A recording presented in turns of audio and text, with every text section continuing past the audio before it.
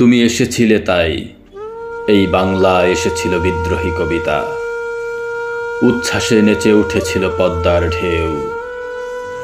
বিধ্বস্ত মধ্য বসন্তের সেই রাতে তোমাকে স্বাগত জানিয়েছিল অভুক্ত অরণ্যের কৃষ্ণচূড়া। চর্যাপদ, পুঁথি, পালাগান, মহাকাব্যের আর মোড়া ভেঙে জেগে উঠে বলেছিল, জয় বাংলা।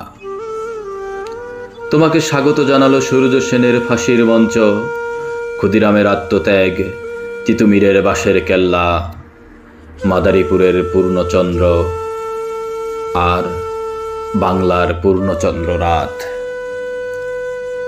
সেখানে মাতৃভাষাকে বুকের মধ্যে গেঁথে রাখতে হয়, মানুষের একটা নিজস্ব ভূমির প্রয়োজন হয়, মানুষকে মানুষের মতো বাঁচতে হয়।